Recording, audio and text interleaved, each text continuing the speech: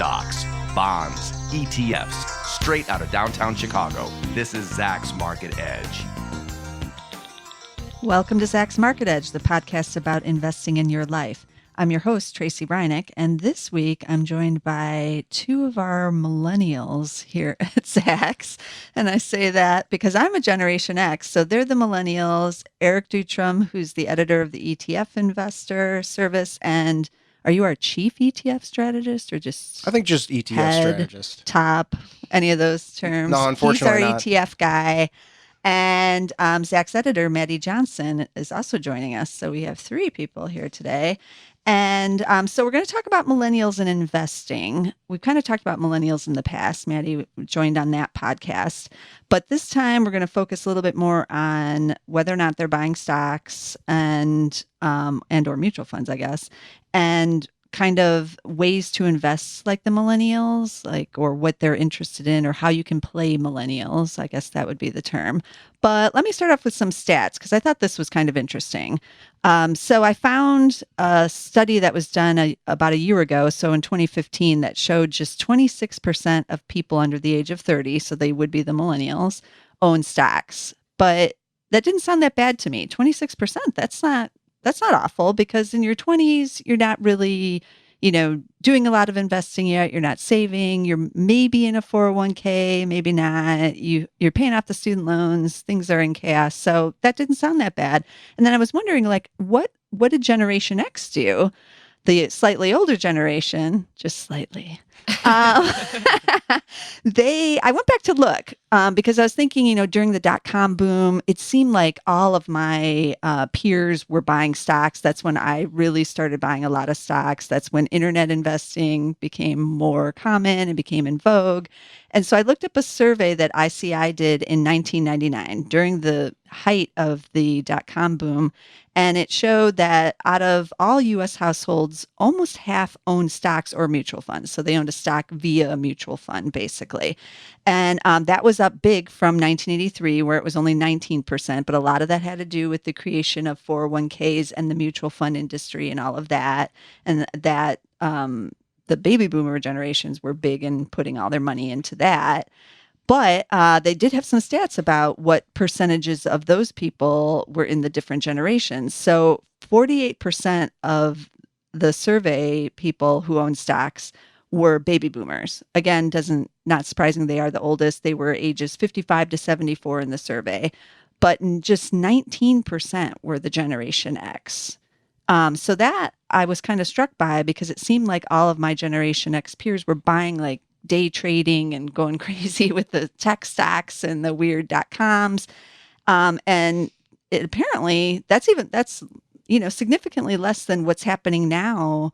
And I would put Generation X at, they would probably been about 32, maybe 33 years of age and under at that point. So slightly above age 30 and yet still only 19% during one of the biggest stock market booms ever were buying. Now, some of that might have had to do with it was still a little difficult to invest. Like I said, the internet investing, strangely to think now, but it was just kind of becoming a thing then. And not everybody had accounts. In this survey, just 11% did their trading on the internet at the time. And now it's got to be basically 100%.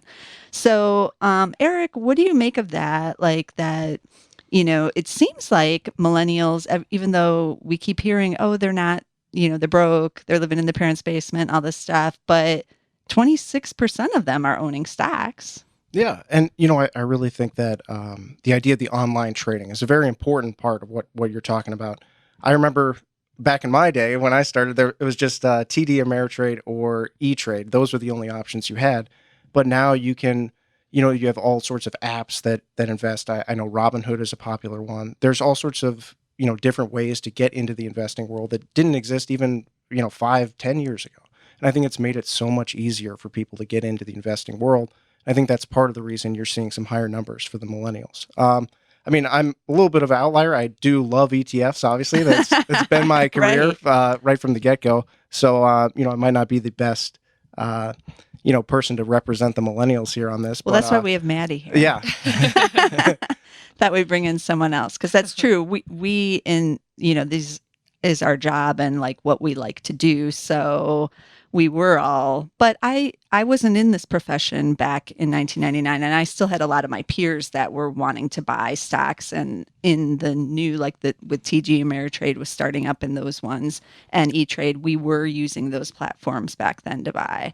And I don't know, Maddie, it doesn't seem, even though this number says 26%, could that just be through like a 401k, or are they buying on their phones, and that makes it so easy now to just, click like they do on an Amazon purchase, but they're buying a stock instead. Yeah, I think easy online access is definitely a huge role, like a huge player in this number of 26%. But so I have a 401k, but it was like an automatic enrolled when I first started here at Zacks. I have a savings account that has it's like automatic withdrawals from my checking account every like twice a month.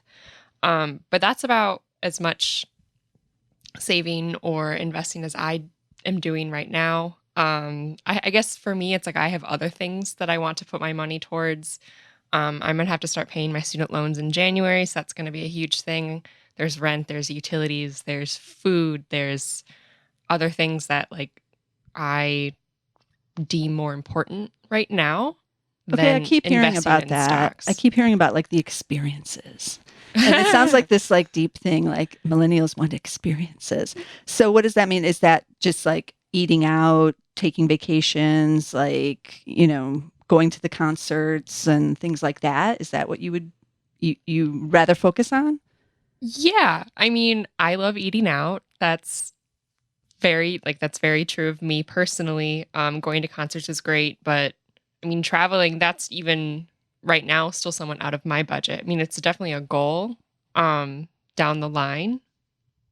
But yeah, I think the experiential, just like experiential shopping, experiential eating, experiential being is like a huge driver for millennials. Definitely. Okay. Now, do you see any connection with, I like that restaurant, and so why not buy a stock in that restaurant chain or anything like that? Does that come to you at all? Because I know as a Generation X, we were really interested in, I'm using Yahoo. Yes, we used Yahoo back in the day. I like that you accentuated the O's like in the old commercials. Right. See, I'm influenced. But we felt like, we're going to invest in what we're using. But do millennials think that way at all? Do they think, there's an opportunity here? Or is that, I do think that could be left over from the Generation X experience of having this huge boom during some of our formative years of everybody's buying stock. I mean, our grandmothers and stuff were day trading, and weird stuff was going on, which isn't happening now. And I feel like people still kind of don't like stocks. So does that cross your mind at all? Like, I'm eating at, Shake Shack all the time. Maybe I should buy stock in that. I think I was reading somewhere that millennials prefer investing, or they prefer companies that have like a specific value, whether it's like a social value, an environmental value, a political value. I think those are more interesting to millennials. So they have to have there has to be some sort of value or some sort of what's the word? Other kind of characteristics. Other benefit. Like they have to benefit the world around, like the company has to benefit the world around them than just so it's bigger than just you. It's not just because you go there. Yeah. You want to know that they're contributing to hunger somewhere or a company donating, has to be worried more about their bottom line, if that makes sense. Okay. Yeah. What do you think, Eric? I mean, you're looking at me with a weird look. Well, I don't know if I agree 100% with what Maddie was saying. But, I do think there's some companies where, millennials and whatnot use the products on a regular basis. And it's become a popular investing theme for, a number of people my age as well. Like Facebook is a good example. A lot of people my age are on Facebook a lot. And, hey, a lot of people I know are actually investing in it. Same thing with Netflix or any of those other tech companies like that as well. I know for me, the first stock I bought was Cedar Fair. They own Cedar Point. Wow. And, that was very much a buy what you know type thing. So, not really as cool as some tech company, but, we really didn't have that big boom, I guess, back in 2005. Yeah. There wasn't really that surging area that was really cool to be in. So I guess that's really more my story in that regard. Right. So let's talk a little bit about other ways that you can kind of cash in on like what the millennials are doing. So I could go out there and buy, it sounds like these individual stocks, like maybe some of the travel stocks, some of the like, I always kind of put the fitness things with the millennials for some reason.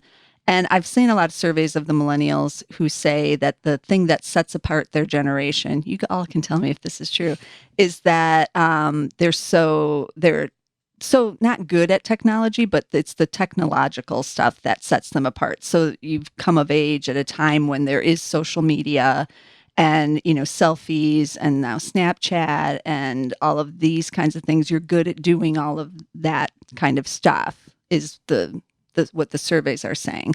So let's talk about ways I can cash in. Obviously, I could go out and buy like a Facebook or something.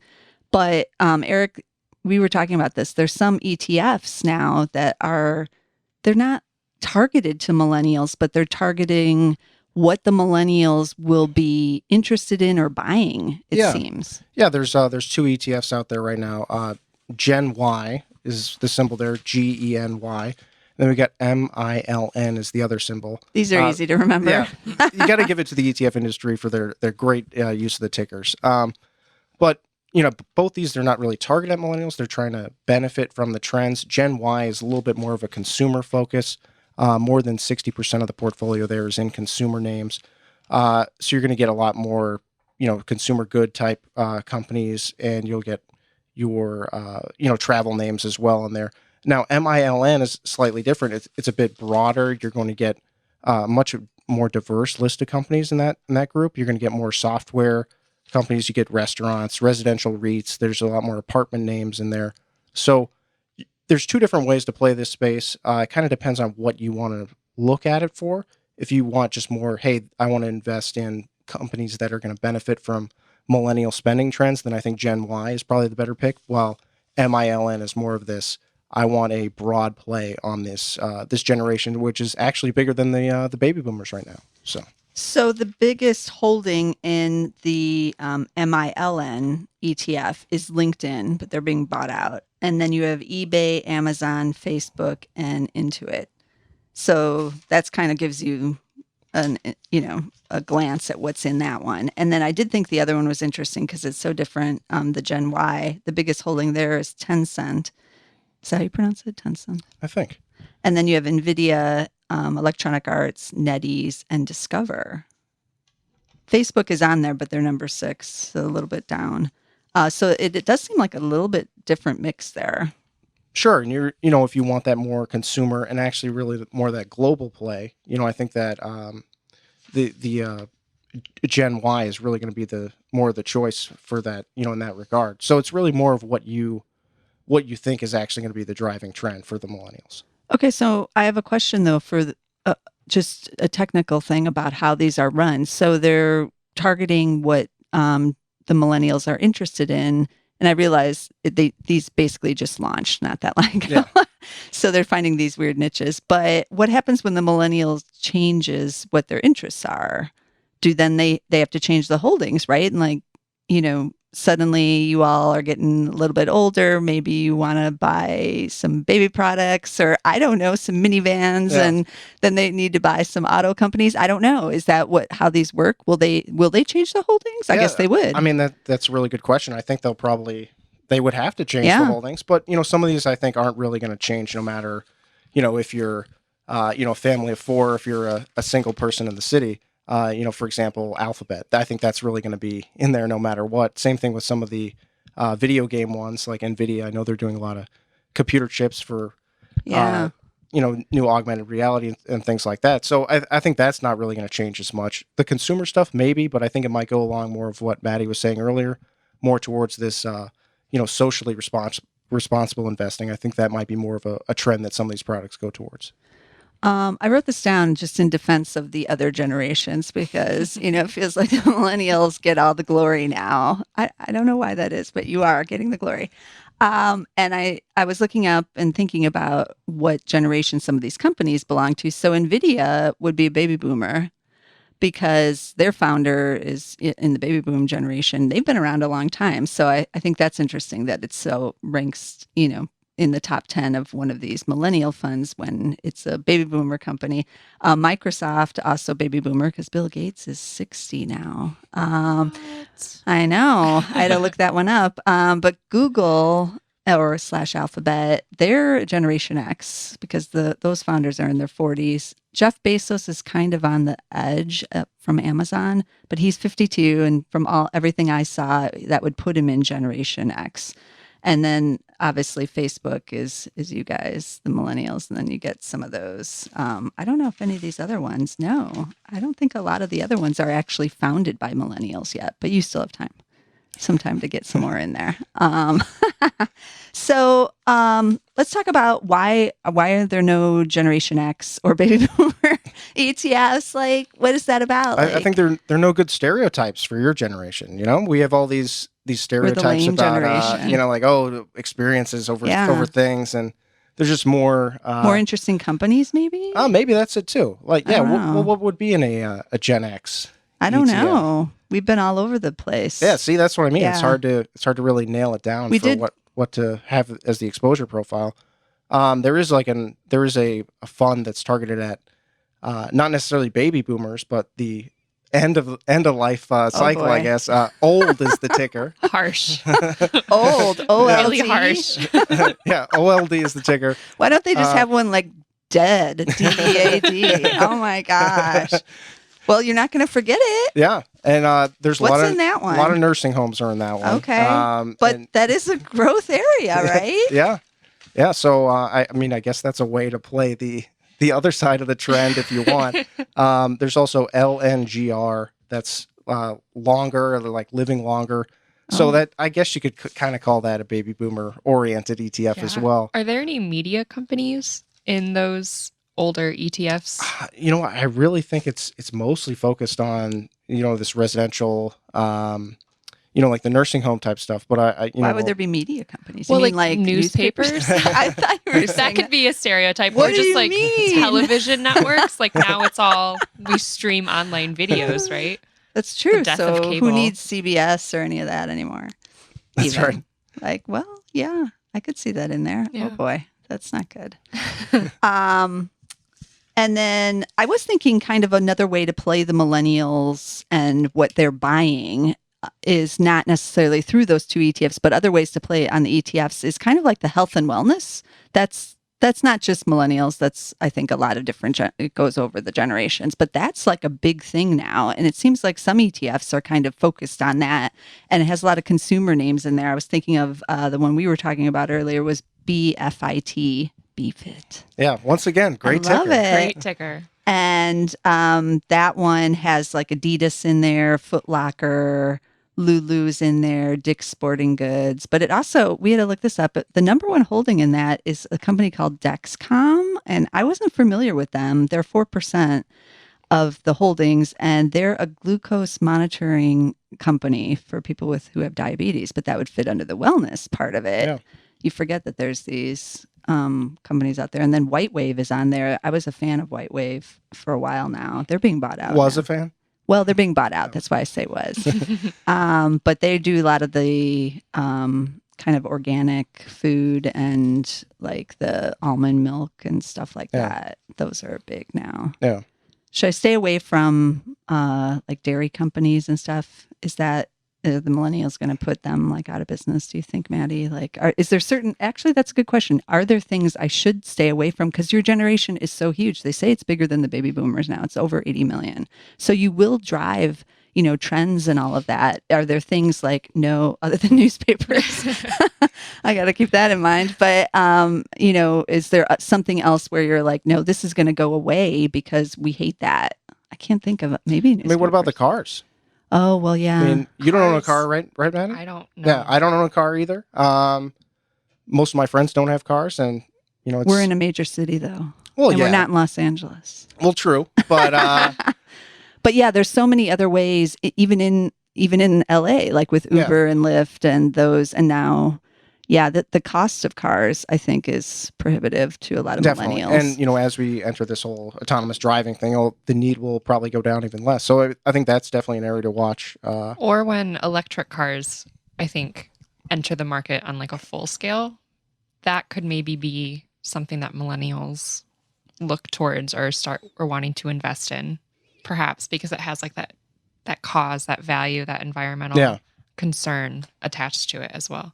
So maybe like the oil companies and stuff, that might be an area I wouldn't want to be in if I was, kind of targeting where millennials are going. But going back to dairy randomly, I like if you look at sales maybe generally of almond milk, coconut milk, soy milk, I feel like, just at your local Starbucks, they've just introduced coconut milk as like an option, which was never around, at least in the Midwest, maybe coastal, where it's a little bit more popular. But a lot of my friends don't eat dairy or drink milk from cows. They just they swear it off. Right. Wait, at all? At all. So that's where the almond milk and all that stuff comes from. What about cheese?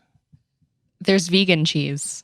Wow. It's not technically cheese. Stay away from these dairy companies. Oh, man. That's what we got. But like, what about ice cream? No. There's frozen yogurt. Yogurt. Okay. Sorbets, like frozen. What is happening? I don't know. Don't get me wrong. I'm not giving up my deep dish pizza. So. I love cheese and I love ice cream, so I have not given it up yet. But I have used almond milk and coconut milk in recipes. So I do think like the gluten-free thing is also huge. Bigger thing. And I'm not a gluten-free person, but I've started to buy more gluten-free products, like even pasta. I get gluten-free pasta now. So maybe some of these more traditional companies that haven't really figured out how to adapt for this newer market, that for these more specific types of products, those might be ones to avoid. Yeah, and if you look at local supermarkets like Kroger, Walmart, Jewel Osco, and Whole Foods, obviously, like their vegan-friendly aisles I feel like have expanded tenfold. Like there's so many more options than there used to be. Yeah, and I think that's why companies like Whole Foods, which were doing so well 5-10 years ago, they were really just ahead of the curve. Mm-hmm. Now everyone's caught up. Now everyone's cheaper. Exactly. So Whole Foods doesn't know what to do right now. Mm-hmm. That's really the big problem that they're having. So. Okay. So I'm a little concerned. So should I be worried, or will companies like Domino's come out with like a pizza with the vegan cheese on there? I would assume that they will. Maybe they already do. They already have gluten-free crust options. So I feel like non-dairy cheese options aren't that far off from being available to customers. Yeah. Okay. We still have to try that gluten-free crust, but yeah. It's pretty good. That. Is it? It's decent. Okay. It's not, it's not really pizza anymore. I feel like, if I'm gonna eat pizza, I'm just gonna go all out and just indulge. So if I want to be healthy, I'll not eat pizza. Who says pizza's not healthy? I thought it had all 5 food groups or whatever. That's what I was always told. That's a Generation X thing. We were like, we need our vegetables. Let's order pizza. That's how it is. Okay. Well, this has been interesting because I do think the millennials will have a big play just because the size of that generation over the next 10, 20 years. They will drive trends, obviously, just like the baby boomers did. And in investing, I'm always looking for places I want to be to cash in, and maybe some places I don't want to be. And then Eric, like these ETFs, what do you make of them? Like, is it a good place to go if I want to kind of be in the trend? Do I just buy one of these ETFs because it's buying all these kind of hip companies? I think so. And I think especially the Gen Y product could be a good replacement for like a more typical consumer ETF that you might have in your portfolio. So to me, that makes more sense. And it's a bit cheaper than this MILN one. But if you really want to play that broad trend, I think MILN is the way to go. Old, that's certainly a way to go for the baby boomer side, or more the older people. But yeah, it's really a question of, do you want to be that targeted in your portfolio, and do you just want to have a couple of the top names in some of these funds? Okay. I want to jump in, and then Tencent, which is the top holding in Gen Y. I'm positive they are one of the biggest stakeholders in Snapchat. Oh. So that could be interesting going forward with other companies in this ETF investing in tech unicorns. Yeah. Sure. Now, would you buy a Snapchat IPO if you had some extra cash sitting around? Definitely. You would. I fully believe they will take over the world. Wow. Like, hands down. They are We'll the have most to have you on the IPO influential show we do. When we do a live app. show, I'm going to have you on there. Wow. Yeah. Okay. I mean, if Facebook doesn't buy them, which I don't think they will because Snapchat already turned them down. Right. I think Snapchat is just going to go wild. How do they make money? Do they advertise on there? Advertising's huge for them. Okay. Like, they cost like hundreds of thousands of dollars a day because it's not per click advertising. They do it by day. Oh. Okay. Yeah. This is all new. Yeah, new to me as well. That's what I'm we a got. little too old, so Yes, you're ancient compared to Maddie. Okay, so we'll have you back on when they go IPO. Then we can Definitely. discuss this. So if you want to know some of the tickers again for the ETFs, we had Millennials, MILN, that one, and then we had the Gen Y, GENY. We had the BFIT, BFIT, and what was that other one? Longer, LNGR, Yeah. right? And then we had old. Yeah. I can't even say it. OLD, but you're not going to forget it. So be sure to check out some of those ETFs. I think they do provide kind of an interesting little niche play for anybody interested in where the millennials or the baby boomers are going. And yes, the Generation X is, so far we're not in the old. So we're being left out for now. And you can also check out all of Eric's articles. He writes about ETFs all the time. And be sure to see those on Zacks.com. And Maddie has her own podcast, The Friday Finish Line, where they discuss kind of topics like this and various other things going on all during the week, right? She's nodding now.